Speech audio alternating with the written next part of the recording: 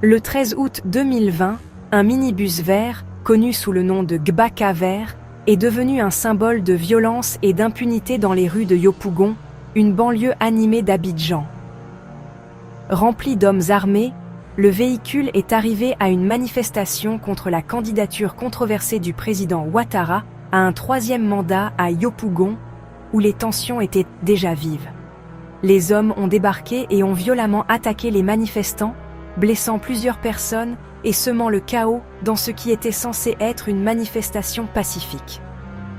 Des vidéos de l'incident brutal, largement partagées sur les réseaux sociaux, ont choqué la nation et attiré l'attention internationale.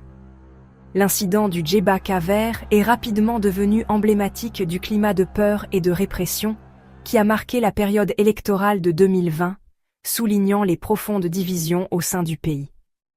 Au milieu du tollé général et des demandes de justice, le procureur de l'époque, Adou Richard, a annoncé l'ouverture d'une enquête officielle sur l'incident. Le manque d'informations transparentes de la part des autorités a alimenté les soupçons généralisés de dissimulation, beaucoup pensant que le gouvernement protégeait les auteurs pour éviter des retombées politiques. En 2021, une lueur d'espoir est apparue. Le propriétaire du Gbaka vert a été identifié. Cependant, le propriétaire est en fuite, ce qui souligne les difficultés à traduire les auteurs en justice. De nombreux témoins, craignant des représailles, hésitent à se manifester. Malgré ces obstacles, la déclaration de Richard suggérait que l'enquête était en cours. L'identification du propriétaire du véhicule, même in absentia, représentait une avancée concrète dans l'affaire.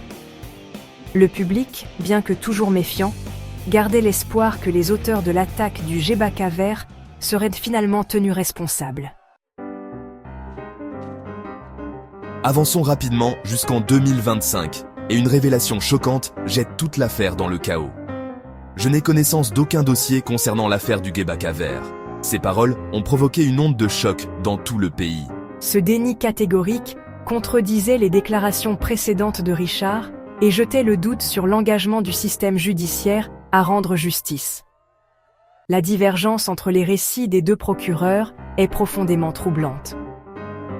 L'affaire du Gbaka vert, autrefois symbole d'impunité, représente désormais également un système où la vérité semble malléable et la justice insaisissable. Section 4. Élections, microbes et violence. Un mélange toxique.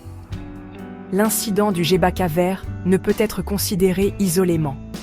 C'est le symptôme de problèmes plus profonds et sous-jacents qui rongent la région. Il s'est déroulé dans le contexte plus large de l'élection présidentielle de 2020 en Côte d'Ivoire, une période marquée par des tensions politiques et des violences accrues. L'atmosphère était électrique et les enjeux incroyablement élevés. La décision du président Ouattara de briguer un 3e mandat, jugé inconstitutionnel par beaucoup, a déclenché des manifestations et des affrontements entre partisans et opposants. Les rues sont devenues des champs de bataille, les deux camps refusant de reculer. À cette volatilité s'ajoutait la présence de microbes, des groupes de jeunes désœuvrés souvent impliqués dans des activités criminelles. Ces jeunes hommes, se sentant abandonnés par la société, se sont retrouvés entraînés dans le chaos. Les agresseurs du Gbaka vert seraient des microbes, ce qui ajoute une autre couche de complexité à l'affaire. Leur implication met en lumière le désespoir et la colère qui mijotent sous la surface. Cette lacune juridique rend encore plus difficile de les tenir responsables de leurs actes, alimentant davantage le cycle de la violence.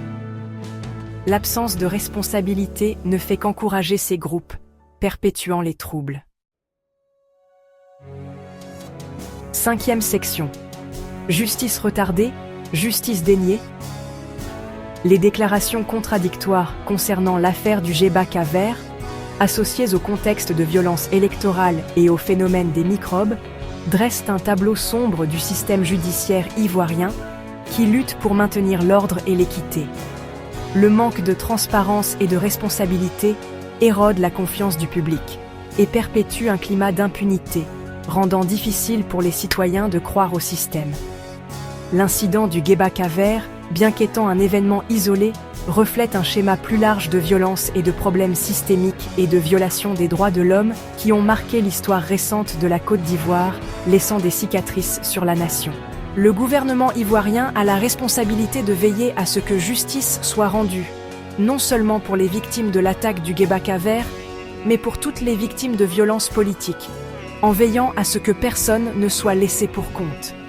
Cela exige un engagement en faveur de la transparence, de la responsabilité et d'un système judiciaire indépendant, libre de toute influence politique. Ne pas s'attaquer à ces problèmes systémiques ne fera qu'aggraver les blessures du passé et saper la paix et la stabilité fragile du pays, au risque de nouvelles tensions et divisions.